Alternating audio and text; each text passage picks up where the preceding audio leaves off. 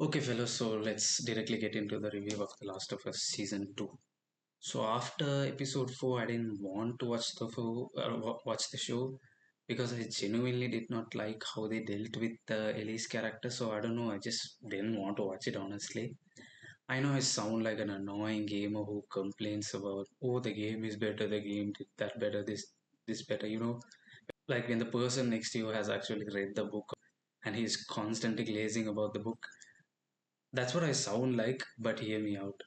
Plus, after episode four's disappointment, I was kind of watching other shows like Buffy the Vampire Slayer. It's pretty good. On God, you gotta check it out. It's very good. It's a bit cheesy, but it's good. It went off on a tangent. Let me get back to the point. Plus, I gave all that shit about you should detach yourself from the video game like fucking Buddha or something to enjoy the TV show.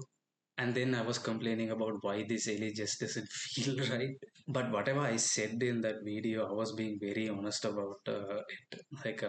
That's how I genuinely feel, and I think even today that's how I feel about Ellie's characterization. All that being said, in the fifth episode, the very first scene where Ellie plays the guitar, but she stops it midway because it reminds her of Joel. So I thought, okay, she's in denial about the whole thing, or she's trying to bury that anger in her, and the show is basically teasing us how she actually feels about this, and later we'll get a proper payoff moment where something so pivotal will happen, and she turns into the monster like we see in the video game. Unfortunately, none of that happened. For the majority of the show, we saw a love story between Dana and Ellie. So we really did not get to see how that anger and that vengeance basically consumed her and how mentally demanding it was for her, for Ellie. Ellie's transition from I'm gonna be a dad to becoming a selfish prick to say you let a child to Jesse did not make any sense to me. I mean, the whole love story was kind of a letdown for me between the transition. By transition, I mean her going from being this girlfriend for her girlfriend or boyfriend for her girlfriend and being I'm gonna be a dad and all that. And then suddenly she's like, okay, I have to kill Abby and I'm angry about it. Like, I mean, that transition, if you can even call it a transition in the first place, what happened between when this transition happened? Basically Joel's flashback. So I'm assuming the creators thought, okay, now we make audience really feel bad for Joel and Ellie. And that would convince them why Ellie chose this path, but it really did not. Like her being, I thought she was being in denial, and there will be something, but something like a very pivotal point that didn't happen. So she went from being this, I don't know, like a chill guy character to a very vengeful person without any conviction or nothing really. It was really weird to me. I don't know if anyone really felt like that.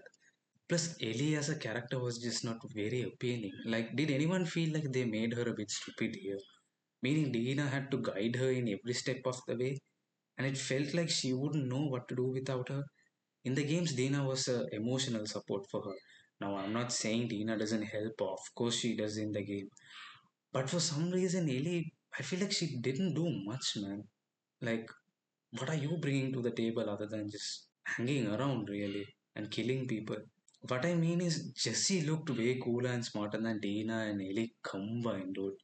If that makes sense. I liked his character more than anyone in the show. I understand Ellie is not supposed to be likable because of the decisions she makes, but I couldn't help but feel like, man, Ellie feels a bit soulless here. Like, I don't think the show really focused on making Ellie a compelling character or making people understand where she is coming from. Felt like they really missed that part. Plus, the chemistry between the two actors, I don't know, man, just did not work for me. I don't know.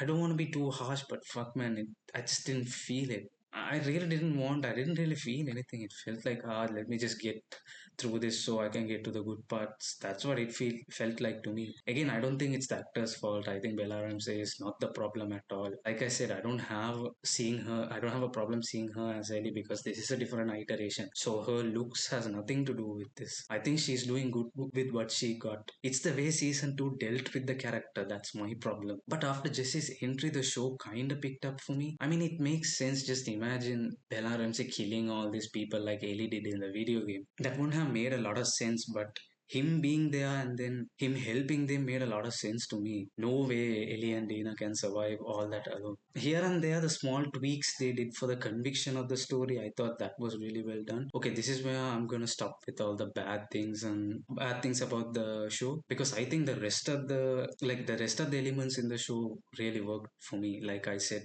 Jesse's element.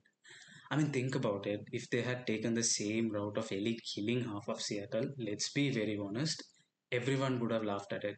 I mean, people are already being rude. But just imagine if they had gone down that path. Jesus Christ. I can't imagine what people would have reacted like. But the show made some decisions to make it convincing, and I really appreciate it. Like Jesse to the rescue, Jesse actually being pissed off with Ellie for dragging Dana into this. I mean, she's really causing a lot of problems, right? But in the game, no one like gets mad about it. Here, actually, Dina says we have to go home, and then Jesse gets mad. I'm like, yeah, because this is really an unnecessary problem that could have been avoided, right? That part was run really nice. I mean, fucking Jesse, dude. I'm sorry for fangirling over Jesse, but really, he was a badass at this one. I think that was just to point out what the cost of going down this path. That's why they made him very likable. So when he gets pewed killed, it would be a good punch in the gut.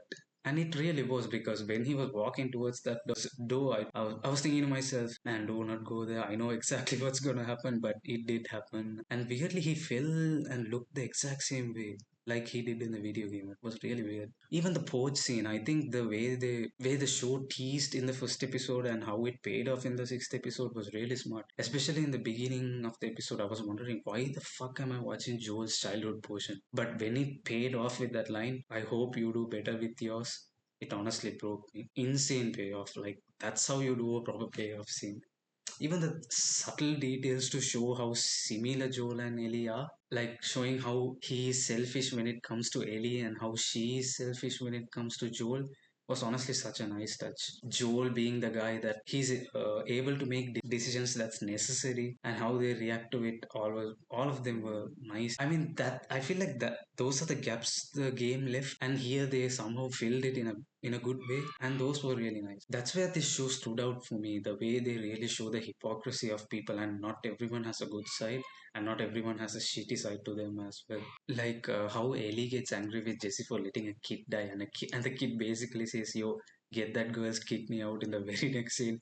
Really, like showing the duality of the people. I think the show really did that well, because that's like a very important point in the video game as well.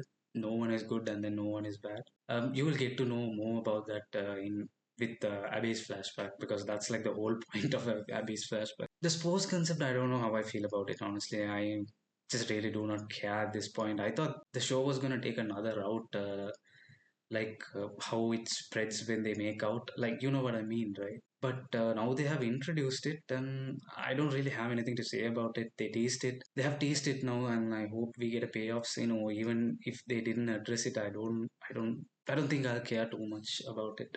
The things that were placed in a different scenario, I think the show did it the best. For example, the guitar scene that was placed so well, don't you say so? Like in the beginning, of course they can't do that because they are fighting, right? But that scene was so iconic, it had to be somewhere in the show, and they placed it really well. I thought it was genius. Then I think we have to appreciate how good the world building is. I mean, just think about the scars and the wolves intro, and even Stalker's introduction was like really well done, right? We instantly get an idea of who they are, and even the small effort to make it look like the game. I mean, at times, yeah, the CGI was a bit shady here and there, but we have to appreciate like how some of the locations looked exactly like it did in the video game. I mean, we have to appreciate the small efforts they made, because I don't know, as a gamer, as someone who has played the video game, I really, really appreciated like the dark tone it brought with that locations. Like the boat scene I'm talking about, like how crazy, like they actually recreated it. Like if you had told me the aquarium and the WLF base area in a live action TV show would be actually possible, I wouldn't have believed you. But they actually did that. And I mean, if we can shit on the bad things, man, we can definitely appreciate the good things, and that's one of the best things of this show. And then we have to talk about the scene, shooting fake General Hall, and I mean Owen and his girlfriend. This one scene explains Last of Us Part Two. You don't really need any review or nothing. If you really understand what this scene, I think that's more than enough. She kills and then regrets that in the next second. That's what I think the game want to tell you also, like how unnecessary this entire thing is. Like if you get this, I feel like you really understood Last of Us. Shit was brutal as fuck. I mean, it's so clear none of them wanted to do any of that, but their bad choices led to this fuckery. I mean, it's not even their bad choice, it's just Abby's bad choice. Even from the very beginning, I think they made it very clear, like the characters around Abby do not really want to do this, but they are forced to, and same with Ellie's characters. None of them want to be there like Jesse, but they did. That's the whole point. Plus, God, when she asked to like get the baby out, and she slowly dies, like after saying like cut the something on her stomach or something and get the baby out, I was really shocked. Like I don't think they could have done anything better. It's one of those rare instances where the TV show scene was much better than the game.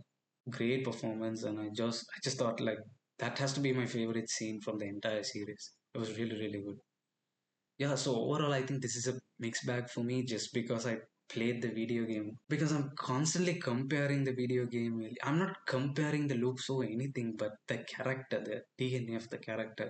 I'm not doing it intentionally, but it just happens. I genuinely think they kind of screwed up with Ellie's character. Now it's back on track. Now she's on the revenge path. But I'm talking about that love story. Like it was pretty clear there was a huge void left to fill after, of course, Pedro Pascal left the show, and they had to make it engaging somehow. And I don't think the love story really did it for me. Like once Jesse and Pedro came into the picture, it picked up. So that tells you like they were just trying to drag it to 7 episodes basically. Like if you don't have anything to say, maybe we could have just directly jumped into Abby's story in maybe the fifth episode or something. But I understand money. It's just why. That's all. But I'm interested to know how people who haven't played the video game feel about the show. Maybe to them, Ellie's character won't be a huge problem. I'm just curious. The cliffhanger, of course, I mean, it was crazy. I mean, I knew it was gonna happen, but I really didn't want him to die. But yeah, it did happen. Whatever happened, it happened. And about season three, again, I know what's exactly gonna happen. It's a bit large on a scale I'm talking about, and in the game it wasn't that interesting to be very fair because there were tons of new characters and so much going on. I just didn't care. For me, the huge problem with the game was Abby's story. So season 3 is going to be even more hard to make it engaging. Like you clearly saw them struggling to make this season engaging with the love story. It's going to be 10 times more harder in the season 3 because you're not going to see one familiar faces. All of them are new characters. So it's like starting from zero basically. So I really don't know how they are going to pull this off. It's going to be really hard. But especially if they go down the same route, like there's this whole back and forth thing that happens in the video game that pissed me off. I don't really want to say anything. Like, okay, I'll say it. But basically, how Abby goes back and forth to like help a scar baby, like a scar child. I was pretty annoyed with it. Like, I get the whole point. She's not a bad person, but I was pretty annoyed. Like, I'm really not interested in this story. So making it interesting is going to be very challenging. I don't know how they're going to do it, but I just know internet is going to shit on it already. Like I don't know, internet just hates this too much. I don't think it deserves the hate. But yeah, let's see what are they going to do. So that's it from me. Bye.